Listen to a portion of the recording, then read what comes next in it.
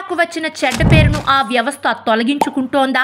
మంచి పనులు చేసి జనం మెప్పు పొందుతోందా? అయినా సరే ప్రతిపక్షాల ఎదురుదాడి ఆగడం లేదా? ఇంతకు హైడ్రా దూకుడు తగ్గిందా లేకుంటే కాస్త సంయమనం పాటిస్తోందా అనే చర్చ ఇప్పుడు జోరుగా సాగుతోంది. వాస్తవానికి చెరువులు కాలువల FTL పరిధిలోని ఆక్రమణలను తొలగించి వాటిని పరిరక్షించే ఉద్దేశంతో హైడ్రా ఏర్పడింది. తొలి రోజుల్లో ఆ వ్యవస్థ కూడా అలాగే పనిచేసింది. ప్రజల మన్ననలు అందుకుంది. అయితే ఆ తర్వాతి కాలంలో అక్రమ కట్టడాలు, అనధికారిక నిర్మాణాలపై దృష్టి పెట్టింది. ఇలా పేదలు కట్టుకున్న ఇళ్లు, మధ్యతరగతి ప్రజలు తెలుసో తెలియకో కొనుగోలు చేసిన ఇళ్లు, అపార్ట్మెంట్లు కూల్చివేస్తున్న నేపథ్యంలో జనం నుంచి హైడ్రాపై వ్యతిరేకత మొదలైంది. దీనికి తోడు ప్రతిపక్షాలు కూడా పేదలు, మధ్యతరగతి ప్రజలపై రేవంత్ సర్కార్ గురిపెట్టిందని, కాంగ్రెస్ పార్టీకే చెందిన కొందరు పెద్దల కట్టడాలు మాత్రం అలాగే ఉన్నాయని ఎదురుదాడి మొదలెట్టింది. ఒక దశలో హైకోర్టు కూడా హైడ్రా తీరుపై మండిపడింది. కోర్టు వివాదాల్లో ఉన్న ఆస్తులు,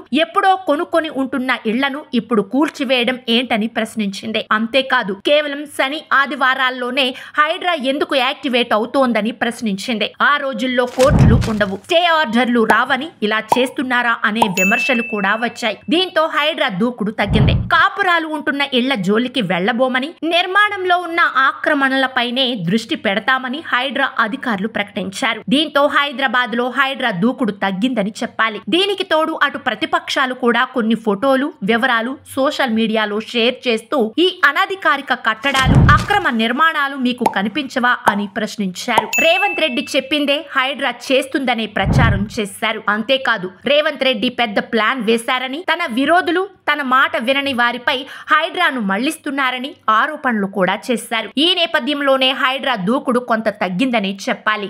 అయితే ఇప్పుడు ప్రజా సమస్యలపై దృష్టి పెట్టి తాము పోగొట్టుకున్న ఇమేజ్ ను తిరిగి పొందడానికి ఈ వ్యవస్థ ప్రయత్నాలు చేస్తోందా అనే మాటలు వినిపిస్తున్నాయి. ఇందులో భాగంగానే కూకట్పల్లి పరిధిలోని డైమండ్ ఎస్టేట్ లేఅవుట్ లో ఆక్రమణలను హైడ్రా కూల్చివేసిందంటున్నారు. హైకోర్టు ఆదేశించిన ఆక్రమణలను తొలగించకపోవడంతో సోమవారం రంగంలోకి దిగిన హైడ్రా లేఅవుట్ లోని షెడ్లను బుల్డోజర్లతో తొలగించింది. ఈ లేఅవుట్ లో ప్లాట్లు కొనుగోలు చేసిన బాధితులకు న్యాయం చేసింది. దీంతో హైడ్రా చీఫ్ రంగనాథ్ కు, అధికారులకు బాధితులు కృతజ్ఞతలు తెలిపారు. ప్లకార్డులు, బ్యానర్లు ప్రదర్శిస్తూ థ్యాంక్స్ చెప్పారు. హైడ్రా కూల్చివేతలపై హర్షం వ్యక్తం చేస్తూ బాధితులు కృతజ్ఞతలు చెబుతున్న వీడియో ప్రస్తుతం సోషల్ మీడియాలో వైరల్ గా మారింది. ఈ కూల్చివేతలు సోమవారం జరిగాయి. అంటే హైకోర్టు ఆర్డర్ ఉంది కాబట్టి కూల్చివేతలు చేయాల్సిందే కాబట్టి సోమవారం హైడ్రా రంగంలోకి దిగింది. ఇక్కడ న్యాయ చిక్కులు ఏవీ లేవన్నమాట. అలా కాకుండా శని ఆదివారాల్లో జరిగితే మాత్రం బాధితులు గాని, ఆక్రమణలదారులు గాని కోర్టుకు వెళ్లే పరిస్థితి ఉండదు కాబట్టి